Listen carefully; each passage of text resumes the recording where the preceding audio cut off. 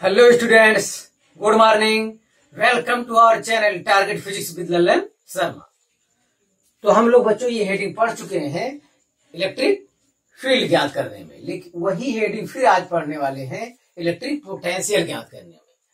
तो electric potential due to uniformly charge hollow sphere और conducting solid sphere. तो ये देखिए इतना फिगर है, आपसे पूछा है इलेक्ट्रिक पोटेंशियल ज्ञात करना है, हॉलो स्फीयर रहे, कंडक्टिंग हॉलो स्फीयर रहे, नॉन कंडक्टिंग हॉलो स्फीयर रहे, दोनों दशाओं में ये लगेगा कंडक्टिंग मतलब ऊपर वाला पोर्शन चालक रहेगा, तभी ये लागू होगा, क्योंकि जो चार्ज देंगे वो सरफेस पे हो जाएगा। नॉन कंडक्टिंग है तब भी वो चार्ज सरफेस पे ही रहेगा। हाँ, एक चीज और, कंडक्टिंग सॉलिड स्फीयर के लिए भी यही डेरिवेशन वगैरह सब कुछ होगा, यही फार्मूला रहेगा। वजह यह है कि अगर कंडक्टिंग सॉलिड स्फीयर है, अगर बीच में भी जो चार्ज रहेगा वो अंत में कंडक्टिंग मतलब वो चालक है तो जाहिर है सरफेस पे चला जाएगा, तो फिर यही डेरिवेशन चलेगा। केवल एक दशा में नहीं चलेगा, नॉन कंडक्टिंग सॉलिड स्फीयर या इंसुलेटर सॉलिड स्फीयर, कुछ इस टाइप कर दे, नॉन कंडक्टिंग सॉलिड स्फीयर का डेरिवेशन अलग होगा, बाकी सबके लिए ये चीज वैलिड है। तो ध्यान दे बच्चों, तो अब हम लोग एक कैपिटल आर रेडियस का स्फीयर है, हॉलो स्फीयर मान के चल रहे हैं, और प्लस क्यू चार्ज पूरे स्फीयर पर सरफेस पर यूनिफॉर्मली डिस्ट्रीब्यूटेड है। इससे स्मॉल आर डिस्टेंस पर एक पॉइंट पी है जिस पर हमें इलेक्ट्रिक पोटेंशियल ज्ञात करना है, और वो पॉइंट पी कहाँ है? सरफेस के बाहर है। तो at an external point small R is greater than capital R, ये हेडिंग है बच्चों। अब हमें यहां पर इलेक्ट्रिक पोटेंशियल ज्ञात करना है। यहां पर बच्चों हम लोग इलेक्ट्रिक फील्ड जानते हैं, यहां पर हम लोग इलेक्ट्रिक फील्ड जानते हैं, तो इलेक्ट्रिक पोटेंशियल कैसे निकाला जाए?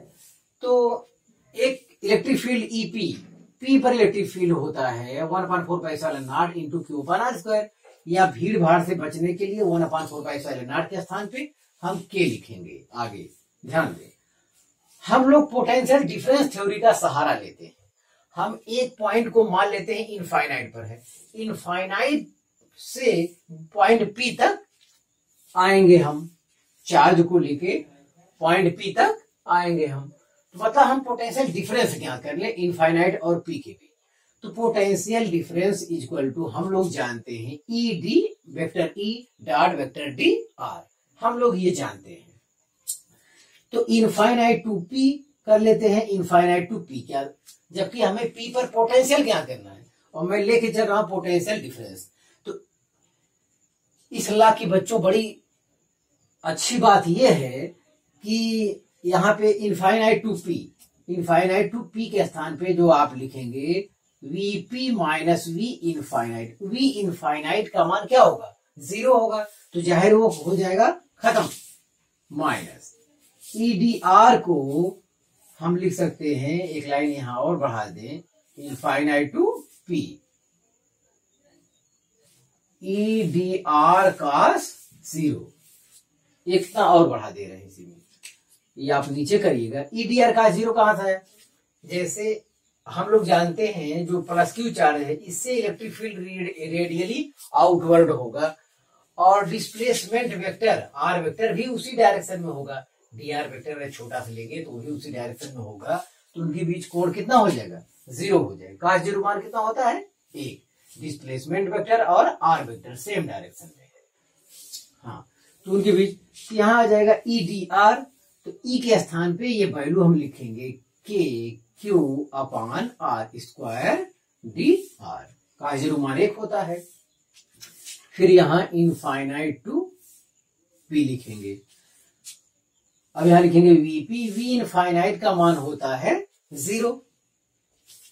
अब इसमें के क्यू कांस्टेंट है, बाहर कर लेंगे हम लोग, माइनस के क्यू, ये है इनफाइनाइट टू पी के स्थान पे अब आप आर लिख दीजिए, क्योंकि यहां से डिस्टेंस इनफाइनाइट है, इनफाइनाइट से पॉइंट पी पे आ रहे हैं, तो पी वाली डिस्टेंस सेंटर से कितना है? Small R. अब ये हो जाएगा 1/r² dr हो जाएगा। तो बच्चों पोटेंशियल डिफरेंस की डिफिनेशन क्या है कि पॉजिटिव टेस्ट चार्ज को इनफाइनाइट से पॉइंट पी तक लाने में एक्सटर्नल एजेंट द्वारा किया गया कार्य, और पॉजिटिव टेस्ट चार्ज के रेशियो को क्या कहते हैं? पोटेंशियल डिफरेंस कहते हैं। पोटेंशियल इलेक्ट्रिक पोटेंशियल की डिफिनेशन है ये यहाँ पे। तो वो भी जो है पोटेंशियल डिफरेंस की सहायता से तो हम लोग इनफाइनाइट से बिंदु पी पर ले आते हैं। तो एक पॉइंट को इनफाइनाइट पर मान लेने से उसका पोटेंशियल क्या हो जाएगा? 0 हो जाएगा। अब 1/r² का इंटीग्रेशन 1/r² का इंटीग्रेशन तो ये हो जाएगा r⁻² dr, और इसका फार्मूला होता है r⁻² + 1/(-2+1) तो ये आएगा r⁻1/-1 तो -1/r आएगा। तो 1/r² का इंटीग्रेशन -1/r होता है। इतना लाइन अभी लिखूंगा तो लंबाई ज्यादा बढ़ जाएगा, तो अलग से इंटीग्रेशन आप देख लीजिए इसका। हाँ, ये चीज तो 1/r² के स्थान पे हम जो है इंटीग्रेशन लिख रहे हैं -1/r, ये इनफाइनाइट टू स्मॉल। अब इसका रूल है अपर लिमिट माइनस लोअर लिमिट, तो -1/r माइनस माइनस प्लस 1/∞, 1/∞ का मान क्या होता है? 0 होता है। तो ये हो गया केवल वीपी, पी बिंदु पे पोटेंशियल आ गया। हाँ, इसके बाद यहां करना चाहे हम तो ये होगा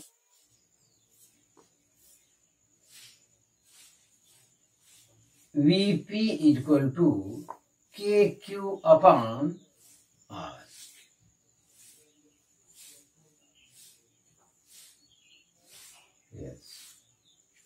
VP = KQ/R। तो पॉइंट P पर बच्चों पोटेंशियल आ गया। K का मतलब 1/4πε0 भी वहां लिखेंगे। तो ये सब पुराना टाइप का है, लेकिन ये तौर तरीका आपको ध्यान देना है, बहुत अच्छी बात है। डेल्टा V आप हमेशा पोटेंशियल डेल्टा V = E⁻∠dr करेंगे, और चूंकि हमें पॉइंट P पर चाहिए तो आप एक पॉइंट को इनफाइनाइट पे लीजिए, मतलब इनफाइनाइट से पॉइंट P के बीच पोटेंशियल डिफरेंस ज्ञात कर लीजिए। तो हो जाएगा VP माइनस इनफाइनाइट से P पे जाएंगे चार्ज लेकर, तो VP - V इनफाइनाइट। यहाँ पे इनफाइनाइट से P के लिए रख दिए हैं, आपका आ गया है। और इसी वक्त एक दूसरा वाला भी लिख देते हैं हेडिंग, क्योंकि इसका डेरिवेशन करना नहीं, कुछ नयापन है ही नहीं। Eight the surface at the surface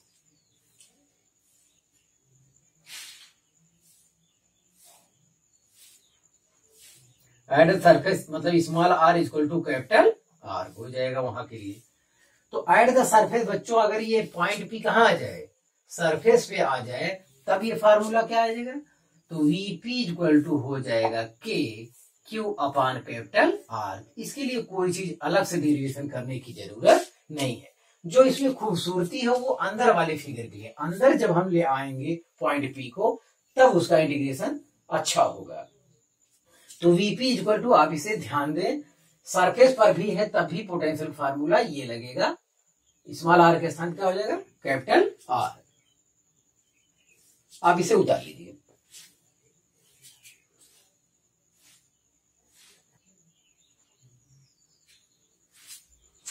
तो हाँ बच्चों, तीसरा पॉइंट देखा जाए, तीसरा पॉइंट ये है at an internal point, at an internal point ये हो जाएगा small r is less than capital R। तो अब की बार बच्चों ये स्फीयर है, इसके अंदर पॉइंट P पर हमें इलेक्ट्रिक पोटेंशियल चाहिए।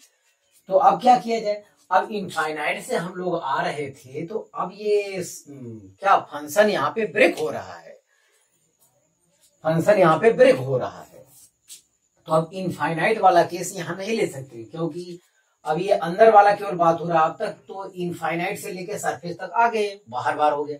अब एक सरफेस की बात आ रही है, उसके अंदर की बात हो रही है, तो यहाँ पे फंक्शन हमारा ब्रेक हो रहा है, कॉन्टिन्यूअस केस नहीं है। कॉन्टिन्यूअस केस नहीं है तो अब अंदर ले लिए। अब आपकी बार दूसरा जो इनफाइनाइट वाला पॉइंट है वो सरफेस के जस्ट अंदर मान लिए है, और ये पॉइंट आपको ये दिख रहा होगा।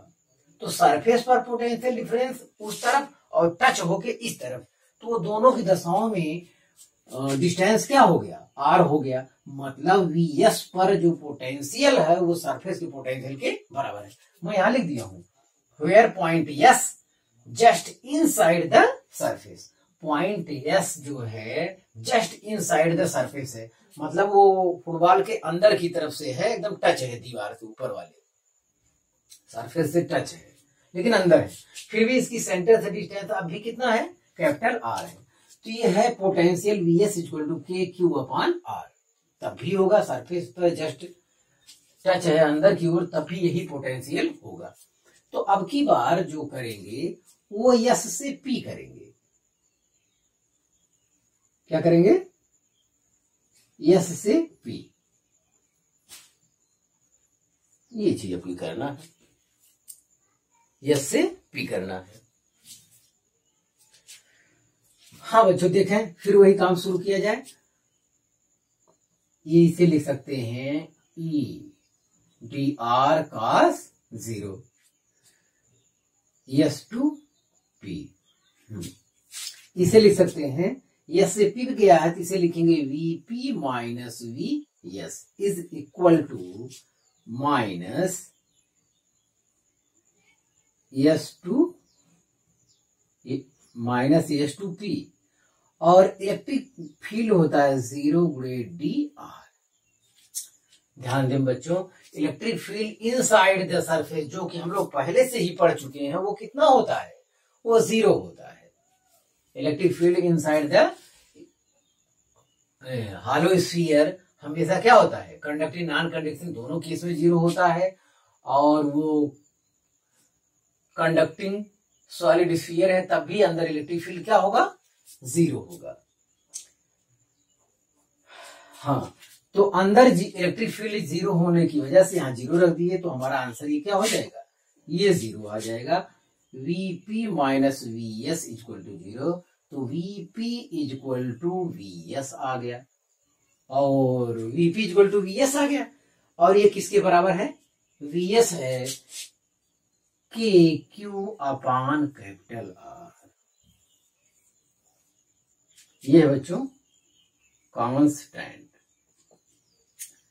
तो Vp इक्वल टू आया, Vp इक्वल टू भी आया, मतलब सरफेस पे है तो electric potential 1/4πε0 into Q upon R तब भी आ रहा है, सरफेस के अंदर हम आ गए तब भी इलेक्ट्रिक पोटेंशियल 1/4πε0 इंटू क्यू अपान आ रहा है। इसका मतलब क्या है, तो अंदर प्रत्येक बिंदु पर बच्चों इलेक्ट्रिक पोटेंशियल का मान सेम रहता है। अंदर प्रत्येक बिंदु पर इलेक्ट्रिक पोटेंशियल का मान सरफेस पर पोटेंशियल के क्या होता है, इक्वल होता है।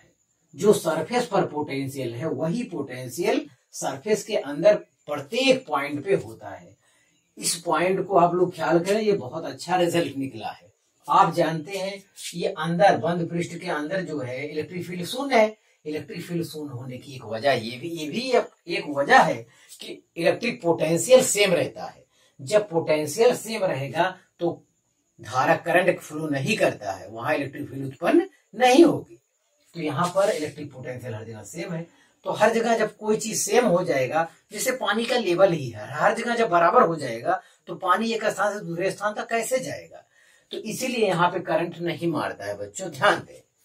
तो आपको इस टाइप के कई न्यूमेरिकल मिलेंगे, बहुत अच्छा क्वेश्चन। अंदर प्रत्येक बिंदु पर इलेक्ट्रिक पोटेंशियल पूछेगा तो आप सरफेस पे जो पोटेंशियल होगा उसी की वो क्या होगा, बराबर होगा। तो हमेशा ये कैपिटल आर ही प्रयोग होगा, स्मॉल आर प्रयोग नहीं होगा।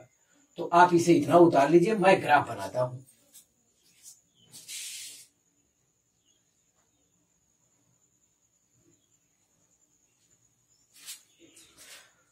हम विद्यार्थी देखें ग्राफ, इसका ग्राफ जो आया है ये ग्राफ देखा जाए तो ग्राफ हम देख रहे हैं इलेक्ट्रिक पोटेंशियल का मान सरफेस पर जो है ये यहां से यहां तक क्या है, कांस्टेंट है। सेंटर से लेके यहाँ तक क्या है इलेक्ट्रिक पोटेंशियल हर जगह इक्वल है, तो ये इक्वल दिखाया गया है। यहाँ से यहाँ तक इलेक्ट्रिक पोटेंशियल क्या है, सेम है। अरे भाई अगर ये V को दर्शा रहा है इलेक्ट्रिक पोटेंशियल, ये स्मॉल r को दर्शा रहा है, तो इस पर जब ग्राफ आप ऊपर नीचे नहीं चढ़ेंगे तो इलेक्ट्रिक पोटेंशियल इसका मतलब घट बढ़ नहीं रहा है, आप एकदम हॉरिजॉन्टल में है। ये लेवल सेम होने की वजह से कहा जाएगा इलेक्ट्रिक पोटेंशियल क्या है, सेम है। ये सीधी ग्राफ क्या दर्शाता है, इलेक्ट्रिक पोटेंशियल सेम। जब आप V वाले ग्राफ पे ऊपर नीचे जाते, तब ऊपर जाते बढ़ता इलेक्ट्रिक पोटेंशियल, नीचे जाते तो घटता। तो ये केस आ गया। हाँ, तो ये ग्राफ हो गया। और यहां तक क्या, यहाँ के बाद ग्राफ तेजी से क्या घटने लगता है, क्योंकि R का मान जैसे जैसे बढ़ता चला है, बाहर वाला केस आएगा तो वहां Q पानी स्मॉल r होगा। R का मान ज्यादा होने की वजह से P पॉइंट पर इलेक्ट्रिक पोटेंशियल का मान घटता चला जाएगा, इस अनुपात से यहाँ तक। तो ये है बच्चों इलेक्ट्रिक पोटेंशियल का ग्राफ। और यही ग्राफ इलेक्ट्रिक फील्ड का है। ये जो यहाँ पे पोटेंशियल दर्शा है, ये वाला ग्राफ यहाँ आ जाएगा। इलेक्ट्रिक फील्ड 0 होता अंदर, अगर E वर्सेस R करता तो ये ग्राफ यहाँ से होकर जाता, जो कि परीक्षा में आया। इधर वाला यही रहेगा लगभग, और ये वाला केवल बदलेगा, और थोड़ा अवतल और ज्यादा कर दीजिएगा इस टाइप से, 1/r² होता है। तो इलेक्ट्रिक फील्ड और R का ग्राफ होता तो ये यहाँ जाता, क्योंकि अंदर इलेक्ट्रिक फील्ड क्या है, 0 है। 0 है तो ये मूल बिंदु वाले रेखा पे आ जाता तब। तो ध्यान दें।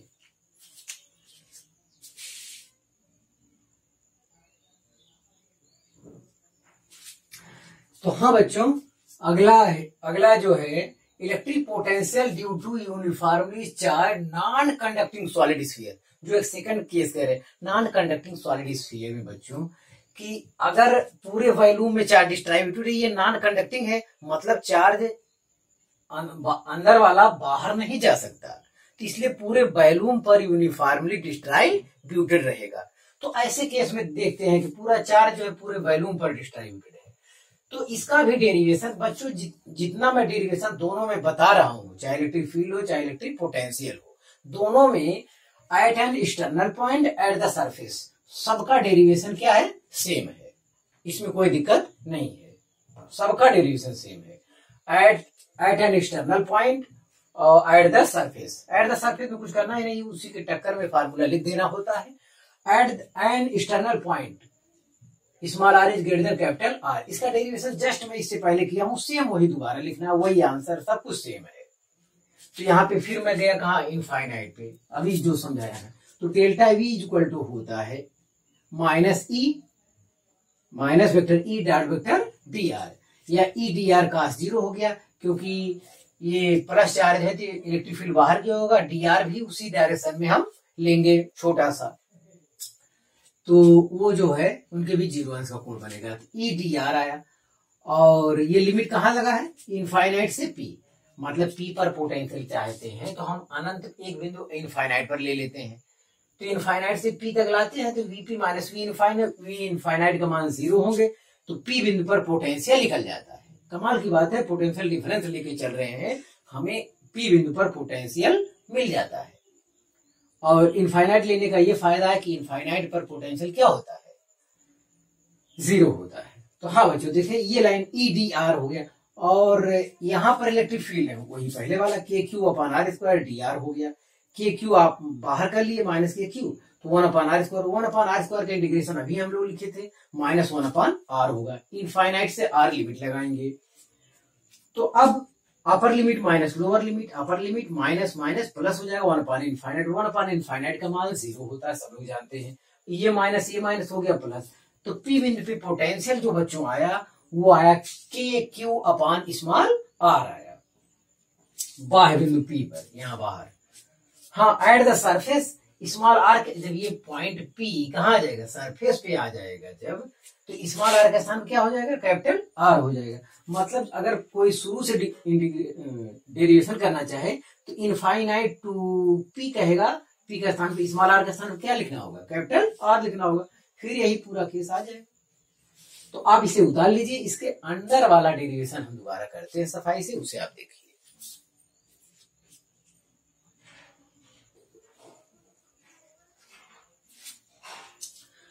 हाँ विद्यार्थी, देखा जाए अगला derivation, at an internal point P small r is less than capital R। अब ये नॉन कंडक्टिंग सॉलिड स्फीयर है, इस पर चार्ज यूनिफॉर्मली डिस्ट्रीब्यूटेड है पूरे वॉल्यूम पर, और इसके अंदर एक पॉइंट पी है जिस पर हमें इलेक्ट्रिक पोटेंशियल ज्ञात करना है। लेकिन अब की बार बच्चों नॉन कंडक्टिंग सॉलिड स्फीयर वाले केस में आपको ये बताया गया कि अंदर इलेक्ट्रिक फील्ड 0 नहीं होता है। नॉन कंडक्टिंग, अगर नॉन कंडक्टिंग हो जाए तो अंदर इलेक्ट्रिक फील्ड 0 नहीं होता है, और वो कितना होता है ये आपको डेरिवेशन करके बताया गया है। तो ये कंपटीशन के लिए इंपॉर्टेंट है, बोर्ड के लिए इंपॉर्टेंट नहीं है। ईपी इक्वल टू, अंदर किसी बिंदु पर इलेक्ट्रिक फील्ड जो होता है वो बहुत जरूरी है, वो लिख लीजिए। EP equal to 1/4π Q R upon capital R Q. Capital R ये पूरी ये त्रिज्या है, और अंदर जहां पे ले रहे हैं स्मॉल आर ये रेडियस है। और इस भीड़ को समाप्त करने के लिए हम लोग ये प्रयोग करेंगे के Q R upon capital R Q. आगे नीचे लिखे, बोर्ड वाले लड़के ये चीज ज्यादा यूज करते हैं। हाँ बच्चों, अब फिर वही इनफाइनाइट से बिंदु पॉइंट पी, ये सरफेस तक तो कॉन्टिन्यूअस था, अब सरफेस से अंदर जब हम जाते हैं तो ये अंदर की बात हो गई। अब यहाँ फंक्शन ब्रेक हो रहा है, तो इनफाइनाइट वाला पॉइंट ना लेके हम लोग क्या लेंगे, यहाँ यस सरफेस के जस्ट अंदर एक पॉइंट लेंगे, where point S just inside the surface. तो जस्ट इनसाइड है तो इसका पोटेंशियल वही होगा जो सरफेस पर होगा, जब जरूरत लगेगा हम प्रयोग करेंगे। तो यहां कहेंगे यस टू पी, यहां भी हो जाएगा यस टू पी, वैल्यू रखेंगे जब यस टू पी। तो पोटेंशियल डिफरेंस वाला यही फार्मूला फिर प्रयोग करते हैं बच्चों। अब आगे हम लोग देखते हैं, इसे लिखेंगे VP minus V S equal to, ये वाला प्रयोग करेंगे माइनस यस पी, और ई का मान कितना आया है, ई यहाँ पी आप चाहे तो कह दीजिए क्योंकि पी यहाँ लिखा है, तो ये आएगा वैल्यू के Q R upon capital R Q, और ये डी आर। तो जो लोग कांस्टेंट है उन्हें आप बाहर करिए यहाँ।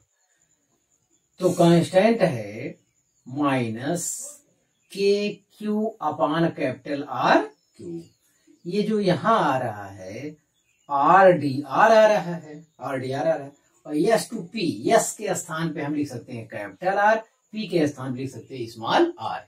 अब सेंटर से इसकी दूरी कैपिटल आर है, सेंटर से इसकी दूरी स्मॉल आर है।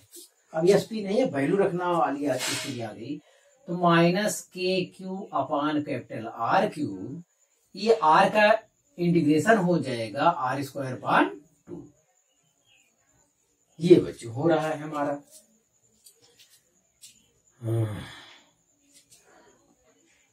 तो minus K Q capital R Q in bracket upper limit minus lower limit, R square upon 2 हो जाएगा,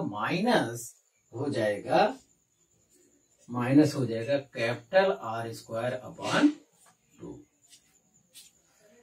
हमें तो लग रहा है सब कुछ ठीक हम लिख रहे हैं। हाँ, इतना आया बच्चों। इतना आने के बाद हमें जगह की जरूरत पड़ेगी, जिसमें मैं फिगर अब हटा दे रहा हूं। तो यहां देखिए, तो यहां वीपी हो गया, वीपी, और वीएस बराबर बच्चों अब की बार क्या होगा, वो सरफेस पर पॉइंट है तो ये हो जाएगा K Q upon capital are. इसे भी लेके चलिए, अगली बार उसे उस लाइन में ले चलते हैं, उस लाइन में ये हो जाएगा वीपी इक्वल टू, इसको उस तरफ ले चलेंगे के क्यू अपॉन कैपिटल आर, ये, और इसको उस तरफ ले गए हैं, इसको उस तरफ ले गए हैं, और इसका अंदर हम गुणा करते हैं, माइनस हो जाएगा K Q small R square upon 2 R Q. अब ये वाला माइनस माइनस क्या हो जाएगा, प्लस, तो आर स्क्वायर से आर स्क्वायर कैंसिल हो जाएगा, तो के क्यू अपॉन 2 आर, तो आर 2 पावर से 2 पावर कम हो जाएगा, नीचे आएगा 2 आर केवल रह जाएगा। इतना है। ये दोनों देखिए सेम लग रहे हैं, सेम टाइप के लग रहे हैं। ये के क्यू आर और इसका ये आधा है, तो 1 धन आधा, 1.5 मतलब 3/2, तो ये आ जाएगा 3/2 KQ/R। ये दोनों जोड़ने के बाद, अरे KQ/R कॉमन लेंगे, 1 + 1/2 3/2 होता है, कितना आया -KQ(r²/2R3। बच्चों VP बराबर हमारा इतना आ रहा है। तो KQ जो हम कॉमन ले सकते हैं, KQ/R अगर हम कॉमन ले लें तो ये आएगा 3/2 माइनस KQ/R कॉमन ले लेंगे तो आएगा r²/2R²। तो ये आ रहा है P बिंदु पे बच्चों पोटेंशियल का ये फार्मूला आ रहा है। हाँ, तो P बिंदु, अब ये रटने वाला नहीं है, ये कंपटीशन में भी कम आता है और बोर्ड में तो आता ही नहीं है। तो इसका कोई चीज कंसेप्ट कठिन नहीं है, जिनको कंपटीशन तैयारी करना वो लोग विधिवत ध्यान से देखें। अब ये वैल्यू एक आध बार आप वेरिएशन वगैरह किए रहेंगे तो आपको अच्छा लगेगा। KQ/R, के स्थान पे 1/4πε0 भी लिख सकते हैं। इतना बच्चों आया। अब अगर आप सेंटर पे चाहें, इफ एक और केस हो सकता है, इफ r = 0, तो आप फिगर ख्याल करिए, r कहाँ पे था, ये सेंटर पे आ जाए। अगर r 0 आ जाएगा देन तब क्या होगा, तब VP = सेंटर पे आएगा तो V0 हो जाएगा। r 0 होने की वजह से पूरा सिस्टम खत्म हो जाएगा। तब आएगा 3/2 KQ/R। तो P बिंदु अगर सेंटर पे आ गया तो ये पोटेंशियल डिफरेंस होगा। तो बच्चों डेरिवेशन काफी आसान था, कहीं कोई दिक्कत नहीं थी। हाँ, VS का मान अब की बार ये होता है, ये उधर जाके जुड़ेगा। तो ये वैल्यू ये आया। आप इसे उतारिए, मैं इसका ग्राफ बना दूं।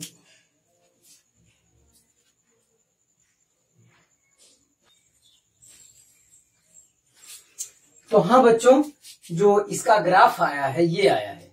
तो सेंटर पे तो सरफेस पे KQ/R होता है, और सेंटर पे जाएंगे तो उससे ज्यादा हो रहा है।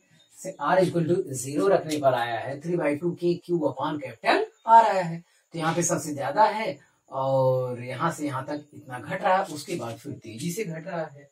तो ये ग्राफ को दर्शाया गया है, आप इसे उतार लीजिए।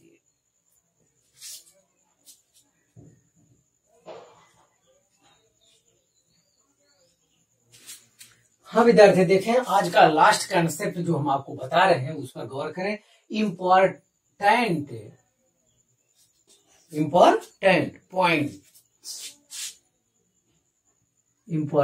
Points in charge spherical surface. Important points in charge spherical surface. तो इसमें 3 कॉन्सेंट्रिक है स्फीयर।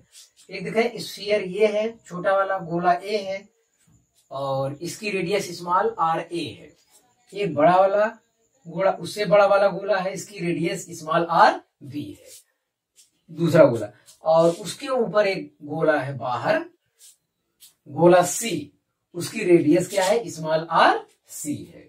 तो A B C 3 गोले हैं, तीनों की रेडियस रिस्पेक्टिवली है r a r b r c है।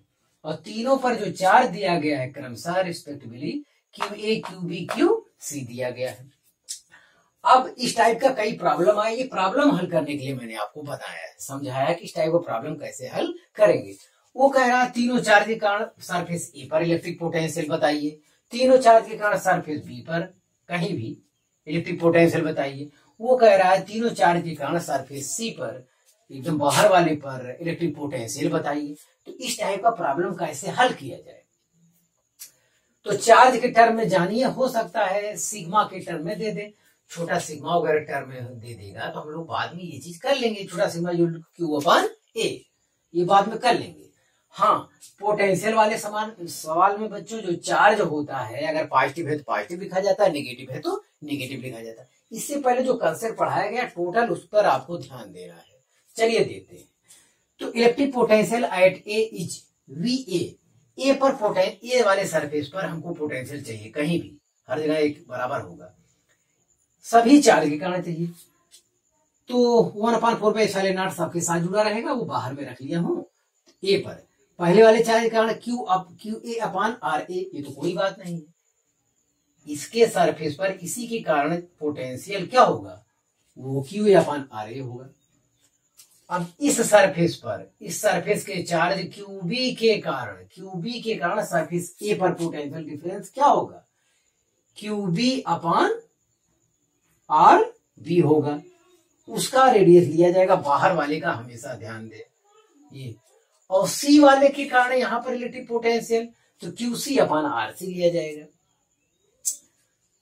तो अंदर वाले के कारण जो है, अंदर वाले अपने पृष्ठ पे चार्ज के कारण पोटेंशियल ये आया, बाहर वाले पे चार्ज के लिए ये वाला चार्ज लिए और यही वाला रेडियस लिए, और इसके लिए ये वाला चार्ज लिए, यही वाला रेडियस लिए। तो पहला केस तो ये क्लियर हो गया। अंदर वाले पर सभी के कारण तो त्रिज्या सबकी बदलती हुई है। अब सेकंड केस आई, electric potential at point B. अब की बार तीनों चार्ज के कारण मान लेते हैं यहाँ पे सरफेस बी पर चाहिए, अंदर वाले चार्ज के कारण भी और बाहर वाले चार्ज के कारण भी। तो चलिए पहले इस पे बात करते हैं। एक अंदर चार्ज है, अंदर वाले चार्ज के कारण जो है, अंदर वाले चार्ज के कारण सरफेस बी पर इलेक्ट्रिक पोटेंशियल कितना होगा, तो क्यू ए अपान क्या होगा, आर बी। अब की प्रयोग किया जाए, अंदर वाला बच्चों रेडियस नहीं प्रयोग किया जाता। हम लोग अभी डेरिवेशन किए हैं, यहाँ पे स्मॉल आर दूरी पर पॉइंट पी था, और इलेक्ट्रिक पोटेंशियल जब लास्ट में आया तो V = के क्यू अपान कैपिटल आर आया था, ये स्मॉल आर नहीं आया था हमारा। तो चाहे सरफेस पे लिया जाए, सरफेस के अंदर किसी बिंदु पे लिया जाए, इलेक्ट्रिक पोटेंशियल के लिए जो रेडियस हम प्रयोग करेंगे वो पूरा प्रयोग करेंगे, बाहर वाला जहां हम चाहते हैं। तो ध्यान दें, अंदर वाला रेडियस नहीं प्रयोग होता है, हाँ उसके अंदर कोई रेडियस है स्मॉल आर, वो प्रयोग नहीं होगा अंदर वाले रेडियस। देखें बी पर इलेक्ट्रिक पोटेंशियल चाहते हैं, तो माना क्यू ए चार्ज आपने प्रयोग किया, उसके लिए भी रेडियस वही रहेगा, और बी वाले चार्ज के कारण बी पर पोटेंशियल तब भी आर बी प्रयोग हुआ। यही चीज है जो लड़के कंफ्यूज करती है, ये वाला पॉइंट ध्यान दे। और अब की बार सी वाला चार्ज जो तो वो तो बाहर है ही है, बाहर वाले के कारण बाहर वाला रेडियस ही प्रयोग होगा, Q C upon R C. तो डेरिवेशन ये कॉन्सेप्ट ध्यान से देखा, तब आपका गड़बड़ नहीं होगा। तो हम समझते हैं बच्चों ये समझ गए होंगे, ये चीज आपको ख्याल करना है। अंदर चार्ज है और अगर सरफेस बी पे पोटेंशियल चाहते हैं तो यही वाला रेडियस दोनों के लिए लेना होगा, इसके अपने चार्ज के लिए और अंदर वाले चार्ज गोले ए के लिए भी रेडियस आर बी ही प्रयोग होगा। इस थ्योरी के तहत सोचें, क्योंकि इस गोले के अंदर पड़ रहा है ये, तो अंदर वाला रेडियस नहीं लिया जाएगा, ये गोले वाला ही रेडियस लिया जाएगा, तब भी अपने लिए भी और अंदर वाले के लिए भी। हाँ, electric potential at point C. अब की बार पॉइंट सी एकदम बाहर वाले बिंदु पे इलेक्ट्रिक पोटेंशियल किसी बिंदु पे मान लेते चाहिए आपको यहाँ, तो अब की बार सभी रेडियस आर सी हो जाएगा। ये तो और आसान हो गया। मैं कह रहा हूं अंदर वाला रेडियस नहीं लिया जाएगा, क्योंकि अंदर इलेक्ट्रिक फील्ड वही होता है जो सरफेस पे होता है, तो थ्योरी बताया गया है। तो VC = 1/4πε0 QA अपान RC प्लस QB अपान RC प्लस QC अपान RC, ये बच्चों हो जाएगा। तो इक्वेशन 1, 2 और 3 देखने से क्या पता चलता है, तो VA = VB = VC।